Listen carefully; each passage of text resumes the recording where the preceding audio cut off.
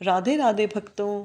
श्रीमन नारायण भक्तों, आज हम आषाढ़ मास के विषय पर चर्चा करेंगे कि आषाढ़ मास कब से शुरू हो रहा है, कब इसका समापन होगा, कैसे हमें पूजा पाठ करना है, किस देवता की पूजा करनी है, कैसे आषाढ़ मास में हमें कौन कौन से कार्य करने हैं जिससे हमें अधिक से अधिक पुण्य की प्राप्ति हो।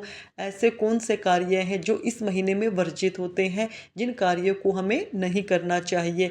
इस विषय में आपको आज पूरी जानकारी दी जाएगी, आप ध्यान से सुनिएगा।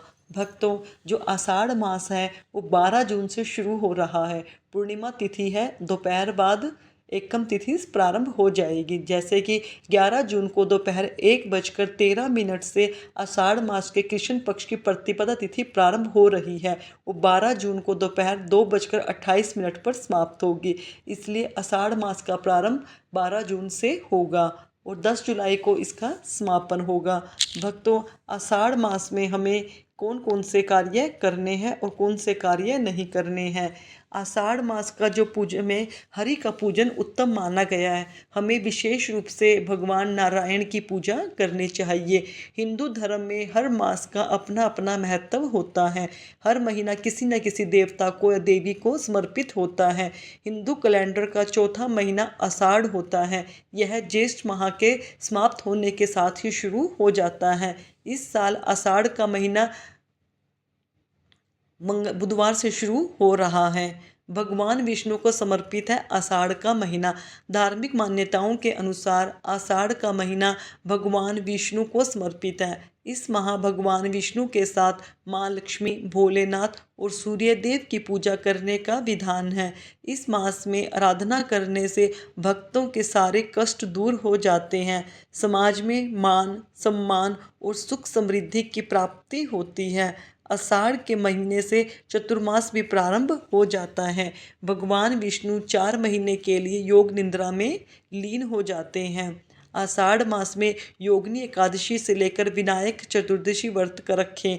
आषाढ़ महीने में प्रमुख त्यौहार आते हैं जैसे कि संकट चतुर्थी, कालाष्टमी, योगिनी एकादशी, प्रदोष व्रत, मासिक शिवरात्रि, अमावस्या, गुप्त नवरात्रे। इस महीने में गुप्त नवरात्रे आते हैं। माता की विशेष कृपा प्राप्त करने के लिए हमें गुप्त नवरात्रों में विधि विधान से पूजा पाठ करना चाहिए और व्रत करना चाहिए। जैसे कि जगन्नाथ यात्रा, विनायक चतुर्थी, मासिक दुर्गाष्टमी, देवशयनी एकादशी, जिस एकादशी से देवता मतलब हरि भगवान शयन करेंगे, प्रदोष व्रत, गुरु पूर्णिमा, ऐसे मुख्य त्यौहार इस महीने में हम करेंगे।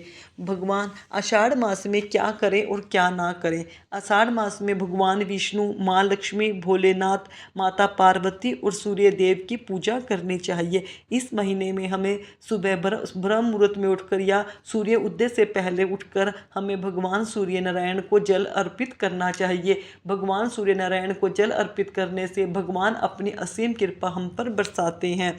हमें इस महीने में ब्रह्म मुहूर्त में स्नान ध्यान करने के बाद तुलसी जी की पूजा भी अवश्य ही करनी चाहिए। हर रोज सूर्यदेव को अर्घ्य दे और अर्घ्य देते समय आदित्य हृदय स्तोत्र का पाठ अवश्य पाठ का जाप करें।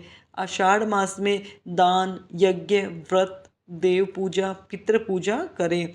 गरीब व जरूरतमंद लोगों की अवश्य ही सहायता करें। तीर्थ यात्रा अवश्य करें। स्नान दान विशेष महत्व बताया गया है। ऐसे में पवित्र नदियों में जाकर हमें स्नान करना चाहिए। अगर रोज़ संभव ना हो सके तो किसी विशेष तिथि पर हमें गंगा जी में स्नान अवश्य करना चाहिए। जैसे एकादशी हो गई, अमावस्या या पूर्णिमा के दिन हमें एक ना एक दिन तो इस महीने में अवश्य कहीं पवित्र नदी में स्नान करना चाहिए। आषाढ़ के महीने में ऐसे कौन से कार्य हैं जो वर्जित होते हैं, हमें उन कार्यों को नहीं करना चाहिए। आषाढ़ के महीने में भगवान विष्णु योग निद्रा में चले जाते हैं और चातुर्मास प्रारंभ हो जाता है। ऐसे में कोई भी शुभ कार्य, मांगलिक कार्य जैसे शादी विवाह आदि 4 महीने के लिए बंद हो जाते हैं। आषाढ़ मास में बासी भोजन खाने से परहेज करें। इसमें बीमारी पड़ने का खतरा अधिक होता है क्योंकि इस महीने में हुमस होती है। हुमस गर्मी बहुत ज़्यादा होती है जिससे भोजन खराब हो जाता है। यह महीना वर्षा ऋतु के आगमन का होता है, इसलिए जल का अपमान भूल कर भी ना करें और ना ही पानी की बर्बादी करें। इस महीने में हरे पत्तेदार सब्जियों का सेवन ना करें, क्योंकि उनमें कीड़ा लगने की संभावना अधिक होती है। इस महीने में तामसिक चीज़ों का सेवन नहीं करना चाहिए, जैसे प्याज, लहसुन, मांस, अंडा, मदिरा, इनका सेवन हमें नहीं करना चाहिए। आषाढ़ मास में हमें भगवान विष्णु की अपने तन, मन और धन से सेवा और पूजा पाठ अवश्य करनी चाहिए। अगर आपने युगल जोड़ी या कान्हा जी को घर में विराजमान किया है, तो उनकी हमें अपने पूरी भक्ति और भावना के साथ सेवा करनी चाहिए, क्योंकि भक्तों इस महीने में बहुत गर्मी होती है। हमें विशेष रूप से उनके गर्मी से बचाने के उनके लिए उपाय करने चाहिए, ताकि भगवान या कान्हा जी को ठंडक प्राप्त हो सके। आषाढ़ मास की 10 विशेषताएं हैं। हमें ऐसे कौन सी 10 विशेषताएं हैं जो आषाढ़ मास में हमें प्राप्त या हमें करनी चाहिए? बोवनी का समय, जो आषाढ़ मास होता है, कृषि के लिए सबसे उत्तम माना जाता है, क्योंकि इसी माह से वर्षा ऋतु की विधिवत शुरुआत होती है। हम इसी महीने में अपनी नई फसल का बोते हैं। नंबर 2, जल में जंतुओं की उत्पत्ति। पौराणिक मान्यताओं के अनुसार इस माह में जल में जंतुओं की उत्पत्ति बढ़ती है। इस माह में जल की स्वच्छता का विशेष ध्यान रखना चाहिए। नंबर 3, पाचन क्रिया मंद। आषाढ़ मास में पाचन क्रिया मंद पड़ जाती है। अंततः इस मास में सेहत का विशेष ध्यान रखना चाहिए। इस महीने में अपच, गर्मी जैसी काफ़ी बुरी बीमारियां हमें घेर लेती हैं। इस महीने में जल युक्त फल खाने चाहिए। आषाढ़ में बेल बिल्कुल भी ना खाएं। नंबर 4, विष्णु उपासना और दान। आषाढ़ मास में भगवान विष्णु की पूजा करने से पुण्य प्राप्त होता है। आषाढ़ मास के पहले दिन खड़ाऊ, छाता, नमक तथा आंवले का दान किसी ब्राह्मण को किया जाता है, तो हमें भगवान विष्णु की असीम कृपा प्राप्त होती है। भगवान हमें अपना पुजारी बनाते हैं। नंबर 5, देव सोने का समय। इसी माह में देव को सो जाते हैं। भगवान विष्णु 4 महीने के लिए निद्रा में चले जाते हैं। इस माह में देवशयनी एकादशी या हरिशयनी एकादशी होती है।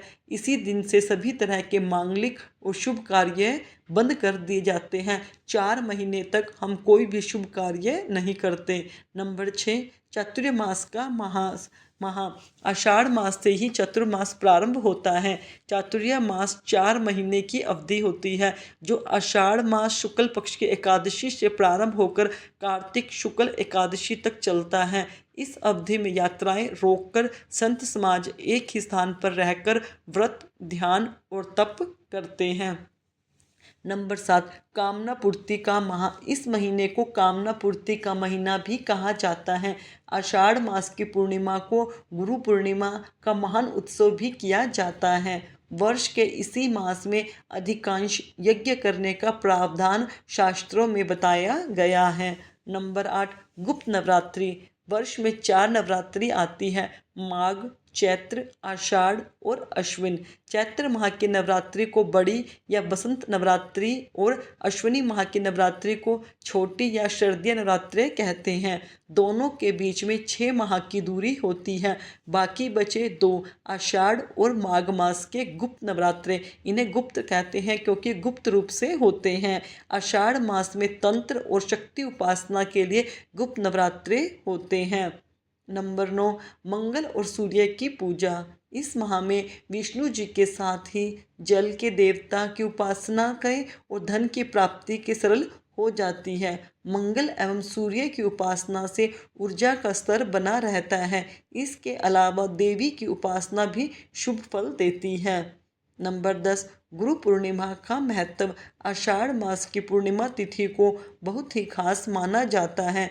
आषाढ़ मास की पूर्णिमा तिथि को ही गुरु पूर्णिमा, व्यास पूर्णिमा का पर्व मनाया जाता है। आषाढ़ मास में हमने आपको बताए हैं हमें कौन क्या क्या करना चाहिए और क्या नहीं करना चाहिए, कौन से मुख्य त्यौहार होते हैं जो हमें आषाढ़ मास में करने चाहिए। आषाढ़ मास के प्रमुख त्योहारों में भगवान जगन्नाथ की यात्रा भी आयोजित की जाती है। भक्तों, आज मैंने बताया है कि आषाढ़ मास में हमें क्या करना चाहिए और क्या नहीं करना चाहिए, कैसे कौन कौन से मुख्य त्यौहार इस महीने में आते हैं। भक्तों, अगर आपको मेरे द्वारा दी गई जानकारी अच्छी लगी तो मेरे चैनल को सब्सक्राइब कीजिए, वीडियो को लाइक कीजिए, कमेंट में जय श्री विष्णु अवश्य लिखिए। धन्यवाद भक्तों।